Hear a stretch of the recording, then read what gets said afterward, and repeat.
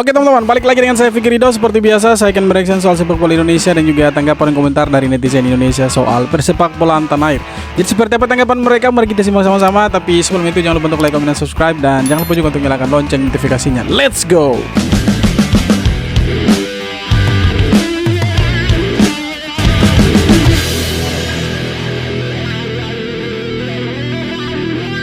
Media Vietnam nyinyir gara-gara Indonesia menahan imbang Australia. Ya, media Vietnam udah tahu nyinyir ya. Kenapa dia yang nyinyir? Padahal dia kalah dari Thailand kemarin tuh. Imbang Australia. Vietnam kalah dari Thailand, makanya mereka nyinyir. Sementara itu masyarakat Malaysia, netizen Malaysia itu kepanasan karena Indonesia menahan imbang Australia. Ya, alasan yang pertama, hasil imbang ini membuat Indonesia dapat tambahan 8,57 tambahan poin FIFA dan menyalip Malaysia ke rank 130, Malaysia turun ke rank 132. Karena disalip, netizen Malaysia akhirnya marah panas ya. Dan mereka meluapkan kemarahan mereka itu di akun media sosial X atau Twitter dan juga akun Instagramnya Football ASEAN. Beda dengan media Thailand ya, The Thairat ya, menulis bahwasanya Indonesia sekarang menjadi nomor 1 di ASEAN.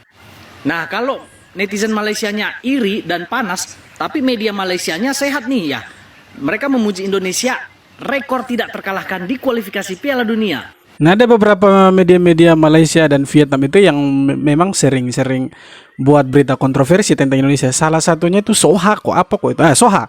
Dia sering buat berita yang memang ya selalu menyindir timnas Indonesia itu. Padahal dia punya timnas kemarin kena hajar 2-1 dari Thailand. Sebelum dari Thailand, dari Rusia 3-0 itu di kandang sendiri. Nah, kalau tadi media Vietnam The Tau nyinyir, media lainnya Tanin itu memuji ya dan mengatakan bahwasanya Indonesia berbeda dengan Piala Asia kemarin. Ya, Malaysia panas iri, Vietnam nyinyir, Thailand memuji. Tapi apapun itu, apapun kata orang, kita respect setinggi-tingginya untuk Sintayong dan pemain timnas Indonesia. Kredit khusus diberikan kepada Martin Paes yang 2 kali ya back to back menjadi man of the match. Nah, ini mungkin yang tidak disukai oleh para pecinta lokal Fred itu. Wih, media Amerika Serikat sebut timnas Indonesia adalah raksasa yang sedang bangun dari tidurnya. Sekarang itu bukan kelasnya lagi nih King Indo dibicarakan oleh negara-negara tetangga, yaitu terutama Asia Tenggara. Tapi sekelas Amerika ya, media Amerika itu udah menggibahkan timnas Indonesia. Kita sekarang jadi bahan gibahnya dunia. Amerika sih gibah kita. Raksasa yang sedang terbangun dari tidurnya. Itu maksudnya apa? Maksudnya apa? Ya, timnas Indonesia bakal menjadi tim yang patut diperhitungkan di Asia. Ya, jadi salah satu media besar yang bernama ESPN itu memberitakan bahwasanya timnas Indonesia adalah raksasa Asia yang bakal terbangun dari tidur panjangnya. Nah, hal ini berdasarkan karena timnas Indonesia itu berhasil menahan imbang Australia di laga kualifikasi Piala Dunia kemarin. Ya, kalau misalnya timnas Amerika Serikat mau menguji kekuatan dari King Indo, boleh kami jabanin. Ini jadi salah satu bukti bahwasanya timnas Indonesia itu sedang disorot oleh dunia. Apalagi seandainya nanti timnas Indonesia mampu lolos ke Piala Dunia 2026, bayangin semua dunia akan memberitakan King Indo. Cuma di tengah euforia masyarakat Indonesia memang ada beberapa orang yang dengan getol sekali mengkritik sepak bola kita karena katanya itu menggunakan banyak sekali pemain-pemain naturalisasi atau pemain diaspora ya. Terbukti dari 2 pertandingan pertama kita itu 9 di antara 11 pemain starting 11 itu memakai 9 pemain diaspora. Sebenarnya itu tidak masalah karena kita seharusnya malu karena J.Itses bilang kita ini bukan orang asing tapi orang Indonesia. Ya memang betul, dia itu bukan orang asing karena setengahnya itu orang Indonesia ya. Dia juga punya darah Indonesia ya kan, kecuali dia 100% nya orang Belanda tiba-tiba dinaturalisasi menjadi pemain Indonesia ya. Itu baru kita bilang kita malu karena menggunakan pemain asing gitu. Tapi kalau mereka masih punya darah Indonesia ya kenapa tidak? Mereka mau membela Indonesia, seharusnya kita bersyukur. Harusnya kita malu kalau dengar pemain naturalisasi atau pemain diaspora yang bilang bahwa kita ini bukan orang asing, kita punya darah Indonesia. Mereka sudah mati-matian bermain di lapangan untuk bawa nama Indonesia, tapi ada 1-2 orang yang mengatakan bahwa mereka malu dengan pemain-pemain ini. Aduh, itu memang pemikiran mereka itu seperti apa kita juga tidak tahu tuh. Isu naturalisasi kembali panas. Apa sih yang sedang terjadi sebenarnya? Oke guys, mungkin inilah yang sering kali lagi banyak kalian lihat lah, lagi seliweran lah di FYP kalian di mana-mana, statement dari seorang mantan dubes RI untuk Polandia, kalau nggak salah Bapak Peter Gonta. Nah, jadi mantan duta besar RI untuk Polandia, Bapak Peter Gonta, dia mengungkap keresahan lah. Dia bilang katanya saya galau, ada statement nanti kita bahas. Intinya mengenai si naturalisasi ini. Oke, jadi ini statementnya ya. Saya sungguh galau, saya akan posting status yang akan membuat follower saya marah. Tapi tidak apa, saya ambil risiko ini karena saya mau menjaga martabat bangsa saya. Intinya di sini ada beberapa poin dan ada poin yang menarik banget. Pertama, poin ketiga. Apakah Anda tidak malu lihat PSSI 9 pemainnya adalah bangsa asing yang naturalisasi? Gila lo, bangsa asing. Ini pemain berdarah Indonesia cuy. Kita loncat ke nomor 7 dulu. Apakah menurut Anda tidak lebih baik membina pemain kita dari muda? Hah? Emangnya nggak dilakukan? Apakah mumpuni? Apakah berhasil sejauh ini? Tidak mungkin Pak Peter Gonta ini tidak melihat kemarin U16 itu ya masuk sampai semifinal kalau tidak salah di bawahnya Coach Nova. Kemudian U19 atau 20 kemarin itu sampai juara Piala AFF U20 di bawahnya Indra Syafri. Apakah kita mau bilang itu bukan hasil dari pembinaan usia muda? Iya kan? Jadi kita harus objektif juga. Jangan hanya melihat satu sisi lalu melupakan sisi yang lain. Nomor 8. Apakah tidak lebih baik kalah dengan terhormat daripada menang atau seri dengan cara yang merendahkan martabat bangsa? Apanya yang merendahkan martabat bangsa cuy? Sekarang kita masuk ke poin yang paling menarik. Ini gue sendiri nggak berani dan nggak memiliki ilmu untuk ngebahas secara lebih lanjut sebenarnya. Oke, apakah Anda tahu bahwa naturalisasi mereka hanya sementara karena mereka mempunyai 2 paspor? Nanti kalau sudah selesai main di Indonesia, mereka akan buang status WNI mereka. Jujur gue nggak tahu, yang ngerti boleh komen. Karena setahu gue, tapi Indonesia tuh nggak bisa kewarganegaraan ganda. Jadi kalau mau ngambil warga negara Indonesia, ya yang lamanya harus dilepas. Pak Arya Sinulinggaya sampai klarifikasi, intinya dia bilang soal paspor nih, si pemain-pemain ini dia tuh kemana-mana udah pakai paspor Indonesia, keluar masuk pakai paspor Indonesia. Timnas Merah Putih kita lagi naik-naiknya, ada aja orang yang berusaha untuk menggebosinya dengan isu yang kadang-kadang tidak jelas. Oke, jadi Ya memang isunya tidak jelas begitu. Kalau dia bilang ada paspor ganda dan lain sebagainya, harus dibuktikan bahwa memang benar-benar pemain naturalisasi yang ada sekarang itu punya paspor ganda, dan kalau misalkan dia sudah tidak bermain untuk Indonesia, dia lepas paspor Indonesia, harus bisa dibuktikan. Kekal tenang bos, King Malaysia ni bos. Okey, tahniah kepada pasukan Harimau Malaya kita seperti yang saya jangkakan. Kehebatan pasukan Harimau Malaya memang tak dapat kita nafikan lagi, geng. Dalam Piala Ciki. fase final mentang Lubnan tadi, kita baru saja menang 1-0, geng. Tapi sebelum tu, kalau anda masih lagi belum follow akaun ni, jemput follow dulu, geng. Kalau dah follow, mantap bos. Ketika kawan-kawan kita dekat Konoha bersusah payah nak kalahkan Pak Arab, kita senang-senang je, geng. Kita geng Lebanon ni 1-0. Kita susah payah kasih kalah Arab Saudi itu di kualifikasi Piala Dunia, lebih bergengsi 100 kali lipat daripada memenangkan Piala Merdeka yang kelasnya cuma kelas bawah. Jadi jangan coba-coba senggol-senggol Konoha. Dalam game yang baru habis tadi, gol tunggal permainan dijaringkan oleh penyerang prolific kita iaitu Romel Morales. Apa yang saya boleh katakan pada game malam ni, geng, kita bermain dengan sangat-sangat cantik dengan menampilkan gaya permainan 1 dan 2 pas sahaja. Malaysia pada malam ni tak memegang bola terlalu lama, disebabkan itu jugalah kita kurang kehilangan bola di kawasan sendiri. Jadi geng, kita dah nampak sebenarnya peningkatan Harimau Malaya ni dan corak permainan yang cuba ditampilkan oleh Parmati. Kalau macam ni lah performan yang kita boleh sentiasa sajikan, saya yakin dan percaya datanglah negara mana sekalipun, kita mampu untuk lawan, geng. Terima kasih kepada semua pejuang Harimau Malaya. Kemenangan ini adalah satu hadiah yang sangat bermakna kepada seluruh rakyat Malaysia sempena bulan kemerdekaan kita pada kali ini. Kita lihat dulu komennya. Pasti ada orang Indonesia nih. Woi, ranking FIFA Lebanon 116, Arab Saudi 56. Beda level. Iyalah, 116 dan 56 ini beda. Kalau kita lawan Lebanon pun kita bantai orang itu, bukan cuma 1-0 itu. Iya kan? Kita lawan si Yordania saja kita bisa bantai mereka habis-habisan, kok mau Lebanon lagi. Arab Saudi itu peringkat 56. Aduh, kenapa bisa bandingkan begitu? Putus asa tidak bisa mengalahkan Garuda. Pemain Australia ini cemooh aksi sakral timnas Indonesia bersama supporternya, Michelle Duck. Sepertinya dalam puncak putus asa ketika diwawancarai ini. Kegagalan Australia menang melawan Indonesia di saat banyak yang meremehkan Indonesia menjadi pukulan telak bagi skuad Australia. Saking kena mentalnya, si Duck ini mencibir momen sakral skuad timnas Indonesia usai laga yang bernyanyi bersama dengan puluhan ribu supporter Garuda. Dia stres, dia frustasi karena memang tujuan mereka itu untuk datang ke sini cari 3 poin pertama, karena di pertandingan pertama kan mereka harus kalah di kandang sendiri dari Bahrain itu. Jadi mereka memang datang ke Indonesia tujuannya satu, curi 3 poin, tapi rupanya mereka gagal. Itu membuat mereka frustasi, dan lebih gilanya lagi mereka di bawah Indonesia, sedangkan peringkat FIFA itu mereka di atasnya kita jauh sekali. Mereka di peringkat 25, kita dari 130. Jadi kalau misalkan di peringkat grup C itu mereka di bawahnya kita, ya itu buat mereka stres, itu harus kejar Indonesia lagi. Towel menangis, prediksinya gagal total. Well, Ya, kita kalau boleh berprediksi sekarang, Well. oke.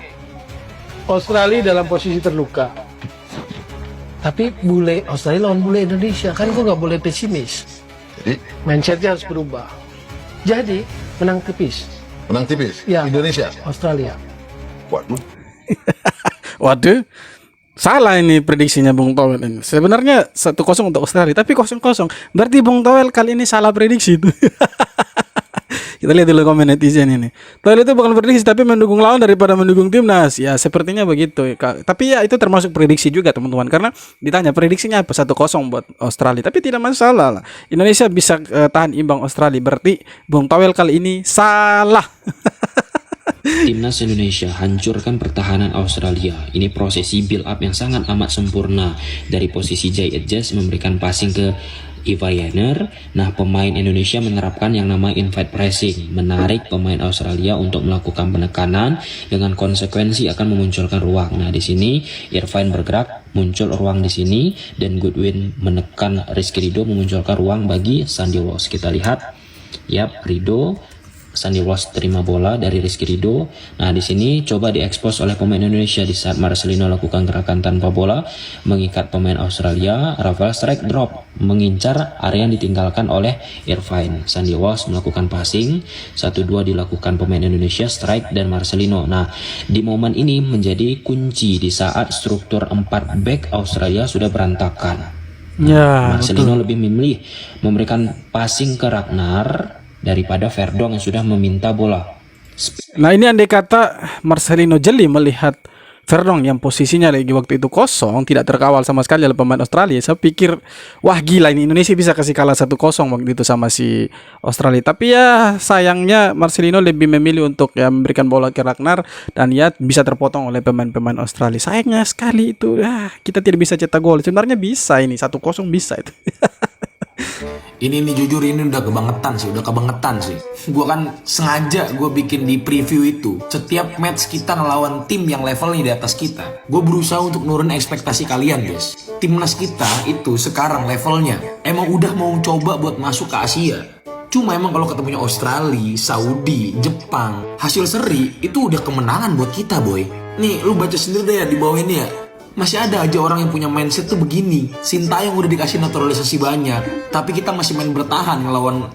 Ini dia copy statementnya Towel itu. Towel kan bilang kita sudah dikasih 9 pemain naturalisasi tapi tujuannya untuk imbang. Ya kalau kita lawannya yang kuat kan tidak mungkin kita menyerang juga, berarti mati dong kita. Itu kan harus punya strategi tersendiri, bertahan kemudian mengandalkan serangan balik. Ya walaupun serangan balik kita tidak terlalu ya efektif, setidaknya kita bisa menciptakan beberapa peluang yang seharusnya bisa dikonversikan menjadi sebuah gol. Tetapi itu tidak terjadi. Jadi saya pikir tidak usahlah kita bilang 9 pemain naturalisasi hasilnya imbang. Memang hasilnya seperti itu. Terus kita mau apa? Iya kan? Tim sekelas Australia itu levelnya jauh banget di atas kita. Dan emang to be honest, gameplay kita kemarin itu bener-bener ya pragmatis. Gak banyak pegang bola, ngadilin counter attack, lebih banyak di bertahannya, disiplin di lini pertahanan. Dan hasilnya apa? 1 poin boy. Dan ini bisa menjaga asa kita buat bisa lolos dari grup ini. Cuma kita susah untuk menjelaskan ke orang-orang yang pemahamannya seperti itu. Mereka kan hanya melihat jumlah pemain timnas itu 9 orangnya naturalisasi dengan hasil yang didapat Indonesia. Mereka tidak lihat hal lain. Jadi ya kita maklumi saja kalau mereka punya pemikiran seperti itu ya. Memang mereka lebih suka dengan ya, timnas memakai pemain lokal itu ya. Pemain lokal bagus, bukan tidak bagus. Bagus sekali. Tapi kalau kita bilang bagus, pasti ada yang lebih bagus. Maka yang lebih bagus itu pemain diaspora. Itu namanya corner teror. Astaga. Apa ini? Oh, ditunjuk-tunjukin. Iya, tahu corner teror, tapi kenapa sampai ngerokok itu ribut sama steward dan penonton lain? Ya, pertanyaannya kenapa bisa isap rokok di dalam stadion? Itu kan banyak orang, itu bisa sesak nafas yang lain. Ya, ini semoga jadi pembelajaran lah buat ya pengelola pertandingan ya. Jadi jangan sampai ke depannya ada yang merokok seperti ini. Kasihan, mati orang yang di stadion.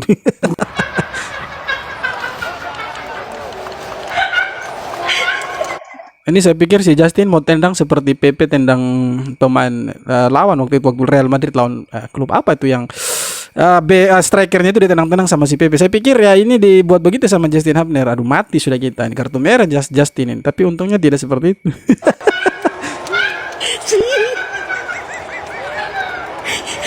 Bangun kau, seret, pukul dia. Mengkosong kau. Timnasnya udah oke, stadion udah oke, SDM enak sekali orang ini ya Pak. Ketua masuk gratis, mana bebas merokok lagi. Apakah kasihan sama orang-orang yang betul-betul beli tiket dan pengen nonton nyaman? Hehehe. Emang ada yang masuk gratis tanpa tiket? Terus keamanannya seperti apa?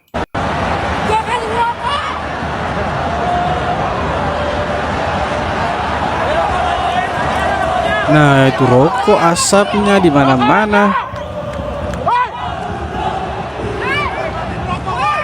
Ya, semoga kedepannya tidak ada lagi lah seperti ini. Ini merusak citra sepak bolanya kita ini. Udah dibilang jangan paksa pakai GBK. Jangan paksa kalau rumputnya tidak siap. Dipakai lah GBK dengan alasan komersil. Dengan alasan mungkin kapasitas stadionnya itu besar sehingga lebih cuan. Ibaratnya seperti itu. Tetapi itu terimpact loh di lapangan. Dan ya kalau gue bilang itu pengurus GBK, kenapa ya?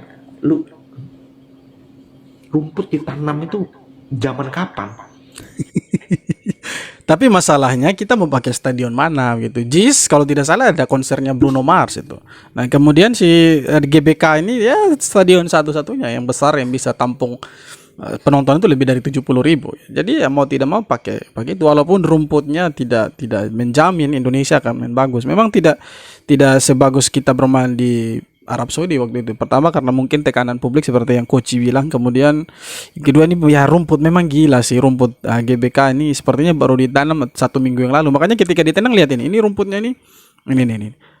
Rumputnya ini sampai terangkat ini tanah-tanah semua. Memang aduh parah sih GBK sekarang ini. Ditanam satu-satu loh, kayak sawah. Jadi bener kayak sawah kan rumputnya tuh, bentang-bentong, tebel. Jadi ada yang banyak, ada yang sedikit.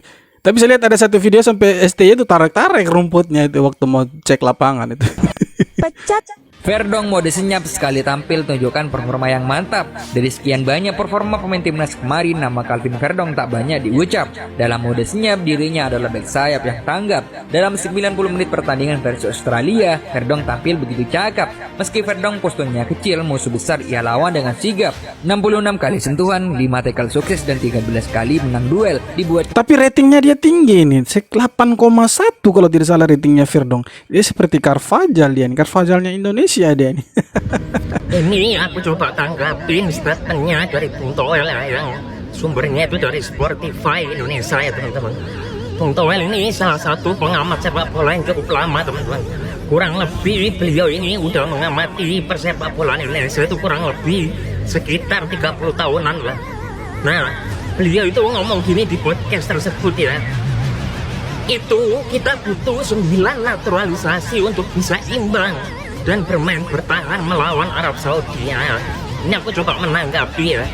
Satu yang aku sayangkan, pengamat bola sekelas Bung Toel ya, dia bilang naturalisasi teman-teman. Padahal yang main itu semua adalah warga negara Indonesia yang sah ya. Naturalisasi itu cuma proses, teman-teman. Yang aku sayangkan, sekelas pengamat sepak bola veteran itu bilang kayak gitu. Itu yang pertama ya. Yang kedua, yang aku sayangkan mengapa akhir-akhir ini bakal 2 tahunan ini ya, beliau itu pengamat sepak bola yang kataku itu memecah belah bangsa, teman-teman. Ya karena mungkin dia ada sesuatu yang dia tidak dapat dari STY mungkin. Ya, tapi kembali lagi bahwa kalau tidak ada Towel, ya, kalau semua suka sama STY, ya, kita nanti ya, tidak bisa melihat kekurangan STY gitu. Betul juga ada Towel, tapi ya, kebanyakan Towel ini komentar-komentarnya dia atau narasi-narasinya dia itu ya sering kali offside, makanya dia menjadi ya dibenci sama supporter Indonesia kebanyakan ya, karena narasi-narasi dia memang berseberangan dengan kebanyakan orang yang suka dengan sepak bola Indonesia. Tapi tidak apa-apa, kita abaikan Towel. Sekarang kita fokus kita bagaimana caranya mendukung timnas Indonesia supaya bermain lebih baik lagi, kedepannya bisa menang, kita bisa curi mungkin 12 poin nanti dari 4 pertemuan. Lawan Bahrain, lawan Cina home away, kita pastikan Indonesia harus bisa dapat 12 poin supaya kita bisa menjaga asa lolos langsung ke Piala Dunia. Walaupun rasanya sulit, tapi setidaknya kita harus optimis. Oke teman-teman, sekian video kali ini. Terima kasih banyak sudah nonton video sampai akhir. Sekali lagi jangan lupa untuk like, komen, dan subscribe. Tulis tanggapan kalian di kolom komentar. Dan terima kasih banyak. Kita jumpa lagi di video-video berikutnya. Hormat.